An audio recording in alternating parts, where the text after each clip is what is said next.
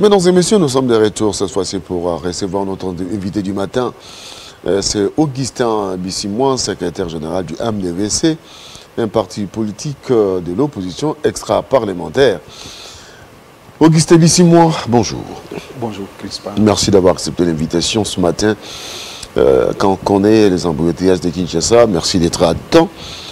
Mais la situation de l'Est nous a motivé à vous inviter, connaissant votre capacité de compréhension de la situation qui prévaut aujourd'hui avec l'agression purement énoncée par les autorités congolaises, avec la présence des militaires rwandaises, mais aussi la communauté internationale des États-Unis qui demande clairement au Rwanda de pouvoir retirer ses troupes. Aujourd'hui, l'expulsion du... nous avons assisté à l'expulsion de l'ambassadeur rwandais. Pensez-vous que les autorités congolaises, comme nous venons de suivre ces discours, sont déterminées à ramener la paix et surtout à faire la guerre pour récupérer les territoires? Bon, bien évidemment, parce que le territoire est pris, un gouvernement responsable, en tout cas, doit se battre pour arriver à défendre l'intégrité du territoire national. Et c'est ce que nous souhaitons nous tous. Au stade actuel, nous sommes obligés tous à soutenir et à faire en sorte que nous puissions parler un même langage, parce qu'il s'agit du territoire congolais qui est pris. Mais il faut aussi dire qu'il importe sincèrement que les gouvernements puissent travailler de manière à rassurer l'opinion, parce que maintenant là, on a besoin d'une mobilisation générale. On n'a plus de choix. C'est-à-dire nous avons besoin que le pays, toute la population congolaise puisse se mobiliser. Et c'est l'appel d'ailleurs que le docteur Justin Mudekereza a fait en date du 28, je crois. Il a demandé à ce que l'opposition, la majorité, la société civile, que nous puissions nous tous nous unir comme un seul homme. Et là, c'est comme ça que j'ai dit qu'il importe que le gouvernement puisse poser des actes, et des actes qui rassurent l'opinion. Parce que l'État fonctionne avec ces trois éléments: la population, les territoires, n'est-ce pas, et les gouvernements. Alors, nous devons faire en sorte qu'il n'y ait pas, n'est-ce pas, rupture de cohésion entre ces trois éléments, sinon l'État va connaître des problèmes très sérieux.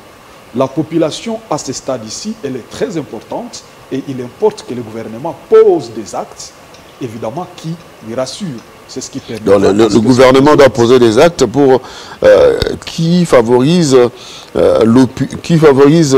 l'opinion publique, qui fait que l'opinion publique soit favorable aux décisions prises et aussi comprenne l'importance de l'unité nationale. Bon, absolument, parce qu'aujourd'hui, nous sommes au niveau où il ne faut pas qu'on se voile de face. La diplomatie politique a échoué complètement. Et donc, qu'est-ce qu'il faut à ce stade? J'ai essayé un peu d'inventer la fois passée un concept pour les lier, n'est-ce pas, au contexte du moment. Le concept que j'ai inventé depuis un temps, c'est la diplomatie populaire. Il est très important aujourd'hui, à l'absence ou à l'échec de la diplomatie, n'est-ce pas, politique. Doit-on privilégier la diplomatie populaire ou privilégier, donner les moyens aux forces armées pour contre-attaquer et récupérer les territoires? Non, c'est-à-dire qu'en matière de sécurité ou de combat, il y a toujours deux moyens qui sont mis en jeu. Le premier moyen, c'est le moyen militaire. Là, je parle de la guerre, c'est-à-dire la défense nationale. Parce qu'on ne va plus parler de la sécurité, on va parler de la défense nationale. Et là, c'est les phares de ceux qui sont au front.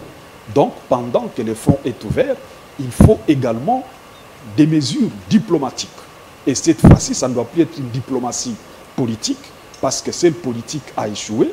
Il faut cette fois-ci une diplomatie populaire. C'est là que j'ai dit qu'il importe maintenant. Et comment se définit cette diplomatie populaire? Et donc, c'est ça la mobilisation générale. C'est-à-dire, parce que le diagnostic fait a démontré sincèrement qu'il y a un certain nombre de complicités internationales, bien évidemment, avec ramification au pays, comme l'a dit le président en public lui-même. Mais maintenant, pour arriver cette fois-ci à faire en sorte que nous puissions, n'est-ce pas, parler directement avec les partenaires bi- et multilatéraux de la RDC, C'est-à-dire, ça ne va plus être, n'est-ce pas, par intermédiaire de la politique, mais cette fois-ci, la population elle-même doit parler aux partenaires à travers de grandes manifestations populaires. Très bien. Je reviens à vous dans quelques instants. On marque une petite pause et on revient pour continuer cette interview tout de suite. Voilà, nous sommes de retour pour poursuivre cette interview avec notre invité du matin, Augustin Bissimon. Nous rappelons qu'il est secrétaire général du MDVC, parti politique extra-parlementaire de l'opposition. Alors, la mobilisation générale s'impose. Absolument. Parce que, comme je le disais tantôt, la diplomatie politique ayant montré ses limites, c'est-à-dire que tout ce qu'on a fait en termes de diplomatie dans notre pays, en tout cas, n'a pas réussi à convaincre un seul partenaire. La voix de la RDC, depuis que la guerre a commencé, depuis que Bunagana avait été pris, la voix de la RDC n'a pas été entendue dans aucun salon politique au niveau international. Et donc, nos partenaires sont en train de faire semblant, quand bien même le président Tshisekedi a fait des tours partout, en tout cas, les résultats sur le terrain, on sent qu'il y a sourd d'oreille, nous semblons être seuls contre tous. Et à ce stade-là, il n'est plus important, n'est-ce pas, que nous puissions seulement privilégier la diplomatie politique. Il faut, parce que je disais tantôt qu'il faut deux moyens en temps de guerre. Il y a, n'est-ce pas, les moyens militaires, nos FARDC sont engagés, il y a aussi les moyens diplomatiques. Mais cette fois-ci, c'est la diplomatie populaire, où il faut que les gouvernements mobilisent toute la population.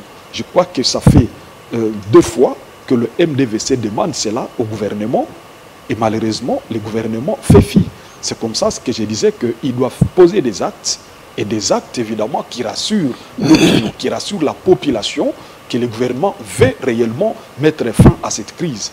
Parce que plus le gouvernement tâtonne, recule, plus la population ne comprendra pas que veut réellement le gouvernement. Et là, ça va être un danger. Il y aura des intéressements et ça va être très sérieux par rapport à ça.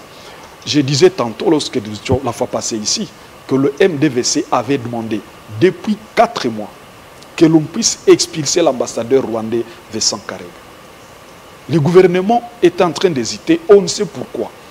Et décidément, fallait-il attendre que même Rutshuru soit pris pour que cette fois-ci, Tshisekedi comprenne que ça vaut la peine. Parce que la France, à un moment donné, la France avait osé dire qu'il n'y avait pas génocide au Rwanda. Rien que cela, Kagame avait expulsé l'ambassadeur français.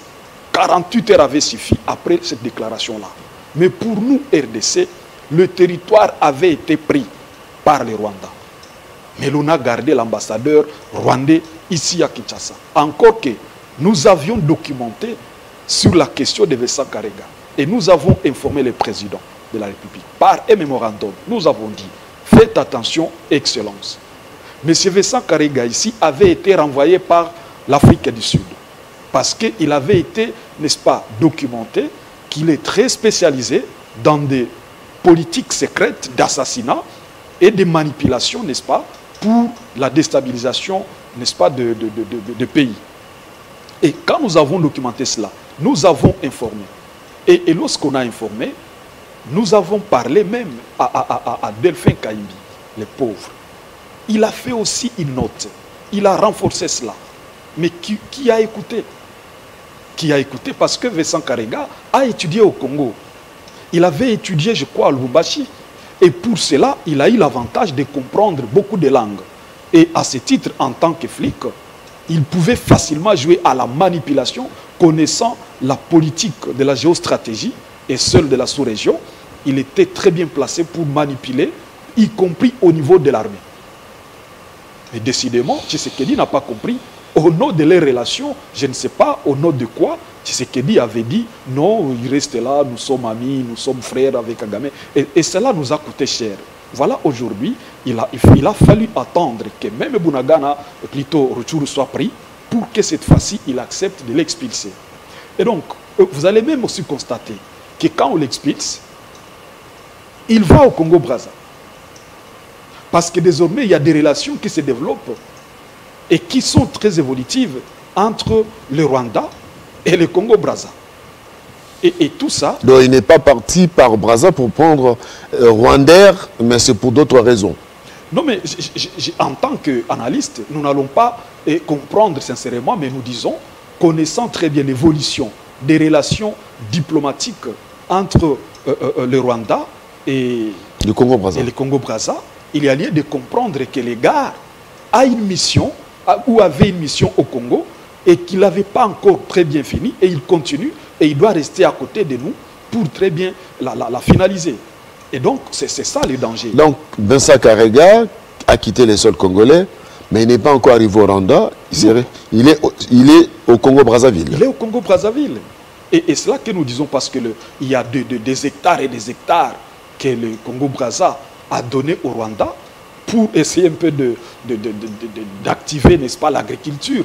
Mais qui est entre guillemets. Ah oui, entre guillemets. C'est-à-dire que le Rwanda va envoyer une grande population, ça peut être des militaires, mais qu'on va envoyer comme des agriculteurs pour rester justement à côté de nous. Avec à la porte de Kinshasa. Ah oui, avec cette politique de pouvoir nous déstabiliser à l'est comme à l'ouest. Bon, entre-temps, la diplomatie de notre pays, qu'est-ce qu'elle fait par rapport à ça? C'est là que je disais que, j'étais ici la fois passée, j'ai dit que la diplomatie de notre pays est tellement balbutiante qu'elle n'arrive pas à convaincre qui que ce soit. Parce que Crispin, lorsque vous voulez être amis à tous, dans un contexte où il y a un problème entre les entités géopolitiques, eh bien, vous risquez de vous griller les doigts. On ne refuse pas, évidemment, qu'on puisse coopérer avec tout le monde, mais il faut faire l'analyse de la situation contextuelle. C'est-à-dire, il est arrivé un moment où la Russie a développé une guerre importante contre l'Europe et tout l'Occident. Mais pendant ce moment-là, chaque pays devrait afficher une attitude responsable. Soit on s'abstient, soit on prend position. Mais lorsque vous allez partout, vous ne rassurez personne finalement, et du coup, vous vous faites mal. C'est comme ça que j'ai dit tantôt. Lorsque, à un moment donné, vous avez suivi que l'on voulait développer des discours du genre « oui, nous allons en Russie, nous allons en Russie ». C'est comme si on voulait faire peur à l'Occident. Mais entre-temps, quand on déclare cela, on veut quoi exactement? Est-ce que l'on veut faire peur à l'Occident en disant cela? Si oui, est-ce qu'on se rassure que tous les pays, les 9 voisins qui nous entourent, sont déjà aussi avec la Russie? Si tous les 9 pays qui nous entourent ne sont pas encore avec la Russie et qu'ils sont encore avec l'Occident, et que c'est pendant ce temps que nous pensons aller de l'autre côté, eh bien, ces pays vont nous faire des bêtises. C'est ce que je disais tantôt, la diplomatie qui balbutie. Entre-temps, si vous avez suivi Patrick Mouy à la fois passée, il dit que rien ne peut empêcher le déploiement des forces régionales dans notre pays. Ça encore. Et la bêtise persiste. C'est-à-dire quoi? Au niveau du MDVC, nous disons, la bêtise persiste en ce sens que l'ONU nous a dit que la seule solution est le politique. Nous devons dialoguer avec le Rwanda et l'Ouganda. Au niveau du gouvernement congolais, on ne s'est pas posé la question de savoir comment est-ce qu'on nous ajoute l'Ouganda comme interlocuteur, alors que nous sommes avec lui en mutualisation des forces contre les ADF. Alors que nous sommes avec l'Ouganda, n'est-ce pas, au niveau de l'EAC, et que l'Ouganda va faire partir, n'est-ce pas, de cette force qu'on va déployer. Parce que j'ai suivi la fois passée, je crois avant-hier, au niveau du Kenya, on a été clair que dans 72 heures ici, on va déployer les forces de l'EAC. Mais maintenant, le débat, c'est quoi? Si l'ONU estime que l'Ouganda fait partie aussi des protagonistes de la RDC, et que nous avons l'Ouganda dans l'EAC, dans la force régionale, pour venir combattre maintenant qui? Au niveau de la communication, il y a aussi une certaine ambivalence.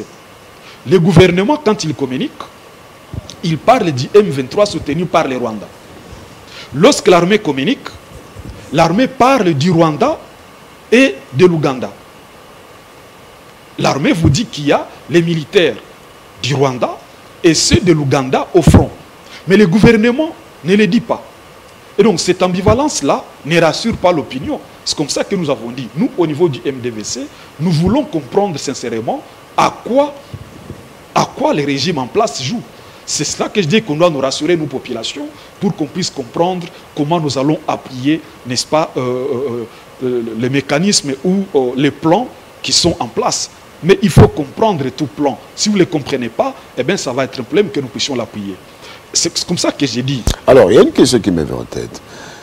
Quand vous avez parlé de la communauté internationale qui impose le dialogue au gouvernement congolais, et on impose le dialogue avec le Rwanda et l'Ouganda. Alors, et vous avez démontré que dans 72 heures, la force de l'EAC va se déployer dans l'Est. Alors, la question, est-ce que la présence des forces militaires de l'EAC ne va pas imposer à la RDC une zone tampon et imposer à la RDC un cessez-le-feu, et comme ça, nous risquerons de connaître réellement la matérialisation de la balkanisation. Bien évidemment, Crispin, je l'avais encore démontré ici la fois dernière. Parce que comment est-ce que l'on peut comprendre que le Rwanda nous agresse, l'Ouganda aussi est visible sur les fronts, soutenant les M23, mais la bêtise persiste que la force vienne et que l'on n'est pas parvenu, avec l'évolution de la situation sur le terrain, un gouvernement responsable ne soit pas capable de renégocier l'accord de l'EAC. L'accord qui accepte le déploiement de cette force, qui inclut, parce qu'il se dégage qu'à un moment, on avait obtenu que le Rwanda ne participe pas. Avec raison, et nous avons salué.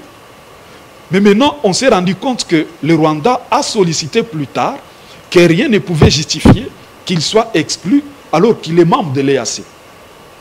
Alors, supposons que le Rwanda ne sera pas, n'est-ce pas, de la partie. Mais maintenant que l'Ouganda sera de la partie.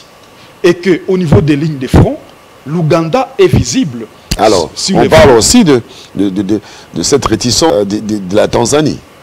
Il y a aussi ça. Parce qu'en fait, il y a des pays qui comprennent très bien, qui savent qu'il y a un certain nombre d'hypocrisies dans les chefs de certains pays. Et il y en a qui n'aimeraient pas se salir. Il se souviendra que lorsque le président Kabila était encore au pouvoir, à un moment donné, au niveau de la MONUSCO, lorsque le CNDP avait blagué, au niveau de la MONUSCO, la seule force qui essayait un peu de combattre à nos côtés, c'était la force tanzanienne. Parce qu'au moins la Tanzanie garde de très bonnes relations non hypocrites avec la RDC. Mais c'est comme ça que la Tanzanie s'est dit, mais pourquoi je ferai partie de cette force? Alors, vous comprendrez qu'un pays qui n'est même pas touché refuse de faire partie parce qu'il connaît ce qui peut arriver. L'histoire avait raconté qu'à un moment donné, à Kisangani, l'Ouganda et le Rwanda s'étaient battus sur le sol congolais. Et on en a payé des prix. Jusqu'aujourd'hui, l'Ouganda est en train de payer parce qu'on avait gagné procès au niveau de la Cour internationale. Et ce procès, c'est des milliards qu'on avait gagné, mais l'Ouganda avait introduit un recours et ce recours avait gagné gain de cause. L'Ouganda devrait plutôt payer autour de 500 millions au lieu des milliards. Et il a obtenu que ça se paye, n'est-ce pas, en 5 annuités. Et donc, le premier paiement devrait intervenir le 1er septembre, à la hauteur de, je crois, de 6 millions, quelque chose comme ça. Mais quand l'Ouganda comprend cela, qu'il doit payer tout cet argent, il doit trouver les mécanismes pour venir chercher cet argent au pays. Et c'est là qu'on est en train de nous valer des faces. On nous bande parce que nous sommes en train de réfléchir comme des petits face à des enjeux de la géostratégie. Et c'est ça la crainte que l'MDVC a. Franchement, nous sommes sidérés de constater qu'un gouvernement responsable ne soit pas capable d'être à la hauteur des enjeux de la géostratégie. Alors, quelle est la crainte? Si la bêtise persiste, je vais revenir un peu en Angola, parce que tous les partenaires soutiennent, n'est-ce pas, le processus de l'Angola et de Nairobi. En tout cas, presque tous restent dans cette dynamique-là. Pourquoi ils persistent à ce niveau-là? Parce qu'ils savent que le processus de Nairobi va favoriser l'entrée des troupes qui viendraient aider ou faciliter, n'est-ce pas, un certain plan quelconque.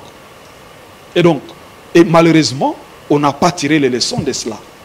On nous fait signer un accord de cesser le feu au niveau de l'Angola. Et l'accord a dit qu'après signature, le Rwanda devrait retirer ses troupes. Est-ce que vous avez suivi un moment où la RDC a sollicité la réévaluation de cet accord? Parce qu'il y avait nécessité qu'on puisse évaluer. Où est-ce que nous en sommes? Au lieu que nous sommes au niveau où, au lieu que le Rwanda retire, il renforce. Et au lieu même que l'M23 garde ses positions traditionnelles selon l'accord, eh bien, l'M23 a progressé jusqu'à prendre d'autres territoires. Mais pendant ce temps, on impose encore à la RDC un cessez-le-feu. Ah oui. Non, mais c'est pas qu'on impose parce que nous y sommes. Les FARDC ne peuvent pas attaquer. Pourquoi? Mais non, nous avons signé le cessez-le-feu. Nous avons signé le cessez-le-feu. Lorsque nous avons signé le cessez-le-feu, mais l'M23 avec le Rwanda progresse, là, il n'y a pas... Pourquoi ils peuvent le faire, pas nous? Crispin, vous êtes journaliste professionnel. Vous allez suivre les débats sur le terrain jusqu'à ce que Rutshuru soit pris. On va vous dire que le M23 a tenté de déloger les FARDC. C'est ça les discours dans la communication. Et l'on vous dit que les FARDC ont résisté. Est-ce que vous avez trouvé un communiqué ou une communication du genre les FARDC ont tenté de déloger? Mais non. Et c'est dans ce contexte-là de pouvoir, dans les chefs du M23, de pouvoir tenter qu'ils ont réussi à déloger et à prendre d'autres territoires. Parce que les FARDC sont disciplinés. Le commandant suprême a signé un accord de cesser le feu. Et les FARDC, d'abord, c'est la discipline. Ils sont obligés de suivre les pas du commandant suprême. Mais là, le cessez-le-feu se présente comme un guet-apens, comme une piège que nous a tendu. Mais qu'est-ce que nous en faisons? Ce que je disais, qu'un gouvernement responsable aurait dû se dire, nous devons évaluer cet accord et poser des bonnes questions. Des bonnes questions, c'est quoi? Monsieur Lorenzo, c'est vous qui avez parrainé l'accord. Moi, de bonne foi, j'ai accepté le cessez-le-feu. Et les clauses avaient dit clairement que le Rwanda devrait retirer ses troupes. Où est-ce que nous en sommes? Combien d'hommes ont été retirés et pourquoi? Et si le Rwanda ne retire pas, est-ce qu'il y avait des mesures d'encadrement de l'accord? Je ne sais pas. Parce que pour tout accord, moi, Augustin Bissimois, avec tout ce que j'ai comme, n'est-ce pas, connaissance en matière sécuritaire, tu ne vas pas me faire signer un accord sans qu'il n'y ait pas de garde-fous. Des garde-fous, des mesures d'encadrement. Qu'est-ce qui arriverait si, dans X période, il y aurait violation? Est-ce que ça existait? Je ne sais pas. Si oui, c'était le moment que nous puissions demander que l'on puisse sanctionner les contrevenants. Parce qu'il est établi que le Rwanda, en tout cas, a violé l'accord. Mais qu'est-ce qu'on fait du Rwanda qui a violé cet accord? Curieusement, c'est l'Union africaine aussi qui nous conseille de continuer dans ce processus-là. Même sans sanction, que ce soit la communauté internationale, que ce soit l'Union africaine, on n'envisage aucune sanction, que ce soit l'EAC, là où nous sommes. Alors, quelle est l'importance pour nous? Même pas la SADC. Même pas la SADC. Même pas la SADC. Qu'est-ce que nous faisons dans ces organisations? Eh bien, c'est de l'hypocrisie. On nous jette des poudres aux yeux et malheureusement, nous n'avons pas... Et là, ça donne raison à Colette Bredman qui dit « Le Congo n'a d'amis que lui-même ». Absolument. Absolument. Et fort malheureusement, pour le Congo aussi, il y a un problème de désunion. Il y a un problème d'absence de cohésion. Et c'est un autre danger majeur. Et donc, pour arriver à cette question aussi, je dois d'abord finaliser et dire que nous avons la peur que le déploiement de la force régionale ne soit une dose supplémentaire qu'on apporte au M23. Là, MDVC, en tout cas, nous avons peur par rapport à ça. Parce que le gouvernement n'a pas réussi à renégocier les deux accords. Le premier accord, celui de l'Angola, il fallait le renégocier. Pour l'évaluer d'ailleurs, nous en sommes où? Et dire voilà, le Rwanda ne s'était pas exécuté. Bien au contraire, il a progressé, il a renforcé. Il a violé comme pour, n'est-ce pas, défier Lorenzo et bien d'autres au niveau de la SADC. Eh bien, voilà ce qu'il a fait. Qu'est-ce qu'il mérite comme sanction? Il faut faire parler, n'est-ce pas, les alliés au niveau de ces organisations. Il faut les faire parler à travers les moyens probants. Mais on ne les fait pas. Pourquoi? C'est un problème de la diplomatie. Et vous l'avez démontré ici que dès lors que vous avez un problème politique dans ce pays, où les patrons de la diplomatie, il est membre d'un parti politique dont le président sera candidat aux prochaines élections, Et donc, il y a un problème, on ne lui fait pas confiance. Le président, c'est sa faire seule sa diplomatie. Or, on ne peut pas connaître tout. En matière politique, il y a des secteurs régaliens, il y a des secteurs où on ne peut pas être fort en tout. Si le président Tshisekedi est fort en communication, là je salue, parce que c'est vrai, il communique très bien. Ce n'est pas pour autant qu'il doit être aussi fort en matière diplomatique. Mais comme il veut faire le tout seul, étant donné qu'il ne fait, le Sénat est censé faire la diplomatie. Parce que dans notre pays, en réalité, et un peu partout, le Sénat a un rôle très important dans la diplomatie politique du pays, c'est le Sénat. Mais maintenant, est-ce que l'on fait confiance à Bati Lukwebo? Est-ce que l'on fait confiance à Mbosso? Non, mais tous ces gens, Tibassou doit vous dire, tous ces gens-là, Tshisekedi sait très bien qu'ils viennent du FCC. Et jusque-là, quand bien même il leur donne l'espace pour avoir les billets verts, mais en termes de confiance, il n'y en a pas.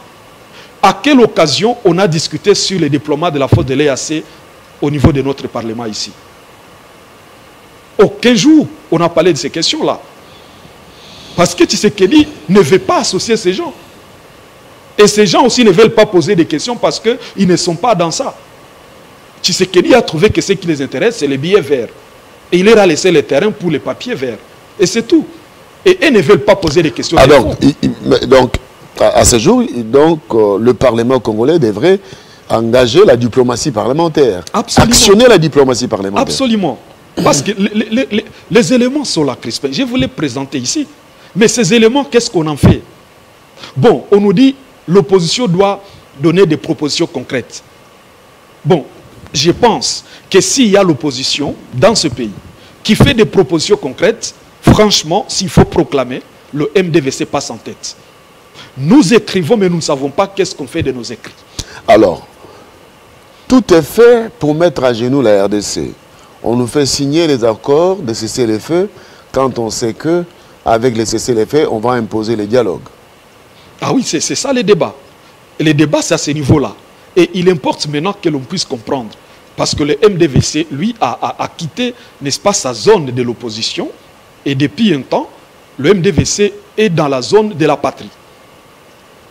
Et là, nous sommes en train de répondre à l'appel du docteur Justin Mudekereza, le président de notre parti, qui veut que, au stade actuel, tant que l'Est est dans une situation décente, nous devons d'abord rompre notre casquette de l'opposition, parler patrie. Alors, c'est comme ça qu'il nous a instruits.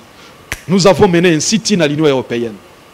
Parce que nous considérons que l'Union européenne a plus de 26 pays, États membres, et tous sont influents au niveau des Nations Unies.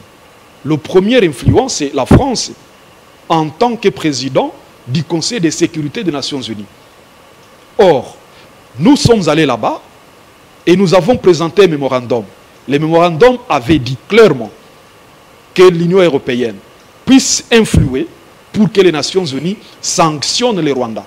Parce que l'on ne peut pas comprendre comment il est établi avec le preuve tangible des rapports des experts des Nations Unies que le Rwanda appuie le M23. Mais maintenant, depuis que ces rapports sont entre les mains des Nations Unies, qu'est-ce que les conseils de sécurité des Nations Unies en font? Et ça, nous avons dit, c'est un débat. Et ce débat-là est en train de prouver sincèrement qu'il y a un complot contre nous. Personne ne veut nous écouter. Et c'est comme ça que nous avons dit, faisons les premiers pas. On a fait ce sit-in, on a déposé les mémorandums. Et on a dit, nous dénonçons cette coopération, n'est-ce pas, avec un certain nombre d'hypocrisies. Ils nous ont invités. Hier, je vous ai partagé, je crois, les éléments. Hier, nous avons discuté avec la section politique de l'Union européenne et nous avons présenté beaucoup d'aspects. Et donc, face à votre exposé, c'est quoi leur réponse? Bon. Comment ils réagissent? Et donc, nous avons senti que tous sont, en tout cas, dans les schémas comment dirais-je, de la voie politique. Et pour eux, la voie politique, c'est le dialogue. Alors, lorsque nous trouvons que l'ONU campe sur la position du dialogue, on trouve que le secrétaire d'État américain avait penché sur le dialogue, on se rend compte que tout le monde est en train de résister par rapport à ça, l'Union africaine, même chose. Et donc, on se rend compte que nous sommes abandonnés à nous-mêmes et le plan existe. Parce qu'on sait très bien qu'on pourra nous avoir sur cette table-là. Et nous avons posé des questions de fond hier à l'Union européenne. Si l'on dialogue, on va dire quoi?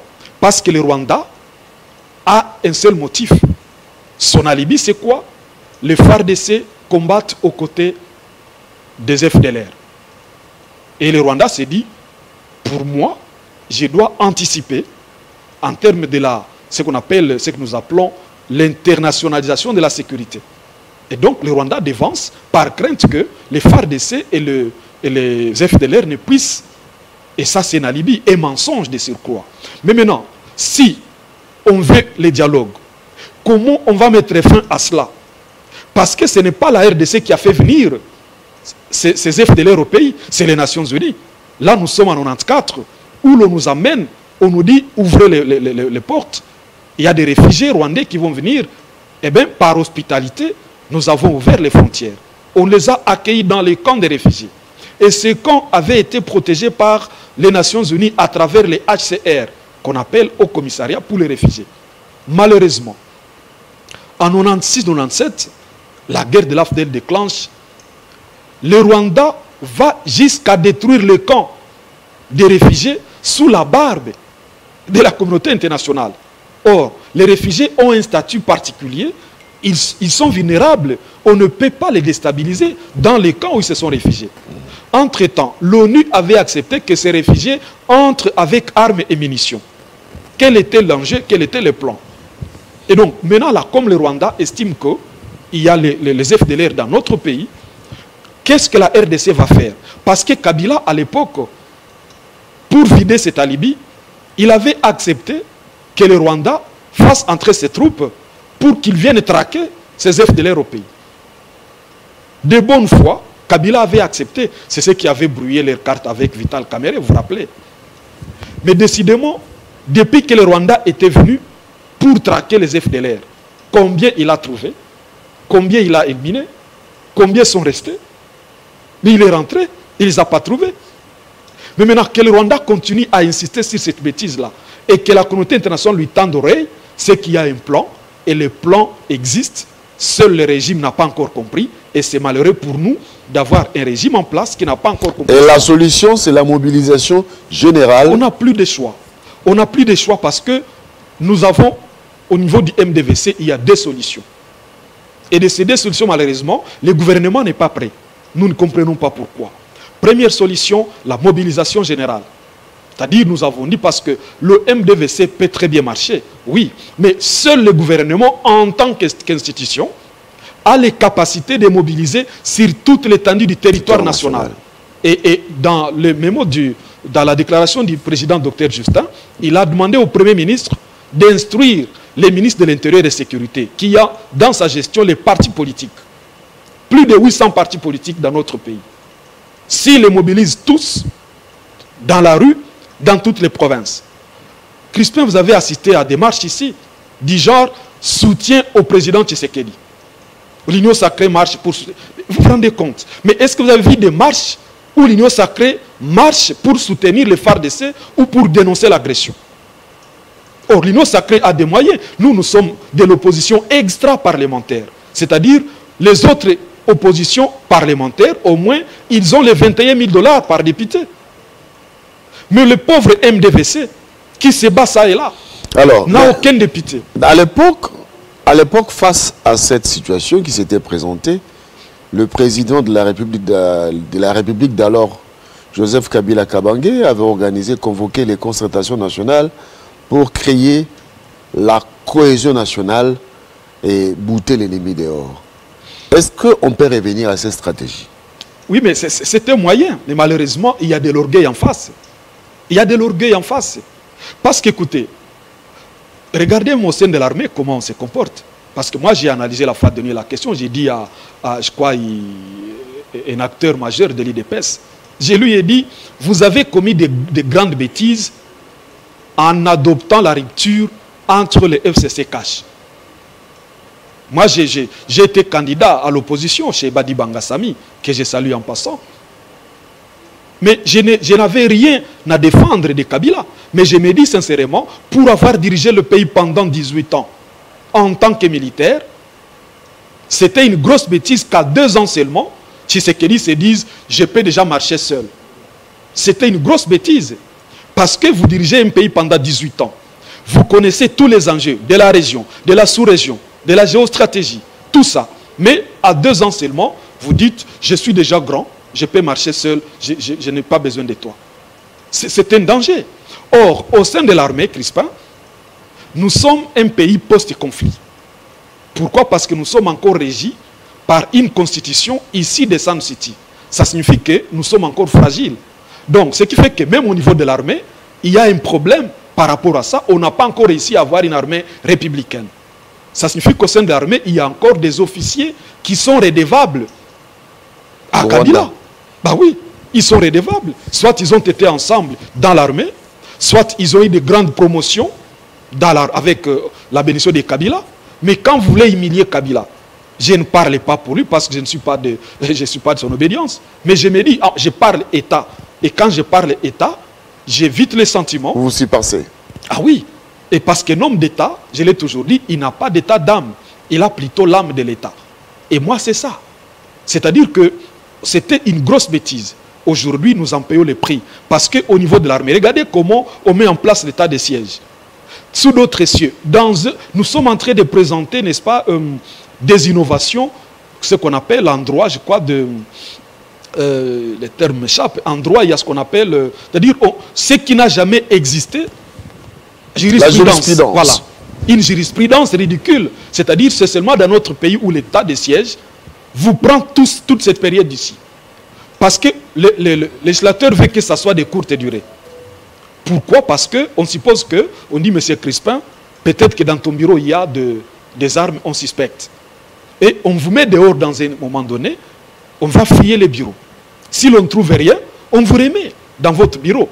Alors, la solution maintenant, nous allons chuter par là, la situation que nous connaissons, la situation de guerre, doit être gérée avec l'âme de l'État. Absolument.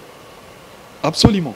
Regardez même au niveau de la mise en place de chef d'état-major. La loi vous dit qu'il faut nommer le plus gradé. C'est lui qui doit être chef d'état-major. Mais le plus gradé, il est connu. C'est Tango Fort. Aujourd'hui, il est 4 étoiles. Chiwewe est 3 étoiles. Alors. Mais cette frustration-là peut nous coûter cher au niveau le plus bas de l'armée si on ne fait pas attention. C'est comme ça que nous disons, la gestion de l'État, comme vous le dites là, il faut sincèrement le gérer âme de l'État, pas avec l'état d'âme. La mobilisation générale de la population congolaise, la population doit aussi s'intégrer dans cette logique. Absolument. Parce que c'est une solution qui nous reste comme la diplomatie. Si nous ne faisons pas, si rien n'est fait, eh bien le plan est appliqué et les Congo disparaît. Bah oui. Seule la population peut arriver à faire fléchir la communauté internationale, à se ranger derrière nous. Parce qu'aujourd'hui, toute cette communauté se range derrière le Rwanda. Ce n'est pas un secret, il faut le dire. Mais maintenant, comme la diplomatie politique a échoué, il faut qu'on mobilise. Mais malheureusement, le gouvernement ne le fait pas, on ne sait pas pourquoi. Nous avons proposé aussi, comme les autres tiennent à ce que nous dialoguons, ça sera difficile pour nous de dialoguer alors que les autres ont, n'est-ce pas, des avancées. En prenant nos territoires, ils vont négocier avec nous. Il faut la réqualification des accords. Ils vont négocier en position de force. Et ils vont nous imposer, n'est-ce pas, leur desiderata. Alors, il importe maintenant là que nous puissions aussi prendre un seul territoire chez eux.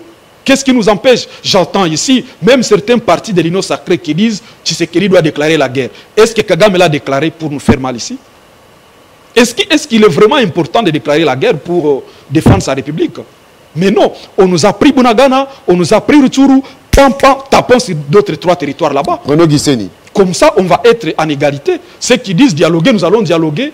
Si le Rwanda met la barre très haut, il va dire, si vous voulez que je quitte, faites ça. Et nous allons dire, faites ça aussi, ce fait que nous quittons. Mais aujourd'hui, le Rwanda va nous dire, si vous voulez que je quitte, faites ça, faites ça, faites ça. Et ce que nous allons faire, nous serons obligés de l'accepter malgré nous. Et ça va être dangereux pour la République. Merci beaucoup, Augustin Bissimois, secrétaire général du MDVC, de nous avoir apporté ces éclaircissements en rapport avec la situation de l'Est. La mobilisation générale s'impose. Il faut des décisions idoines, prises avec l'âme de l'État. Il faut se surpasser. Il faut prendre la main de tout le monde, créer de la cohésion nationale autour de cette situation afin que l'unité nationale puisse sauver le plan machiavélique qui est monté contre la RDC. La balkanisation est à la porte. Il faudra que nous puissions nous surpasser. Merci beaucoup pour avoir accepté l'invitation. C'est moi qui vous remercie, Crispin. Mesdames et messieurs, merci d'avoir suivi ces programmes sur votre chaîne Télé 50. Je vous retrouve demain à 18 h sur votre chaîne. À bientôt.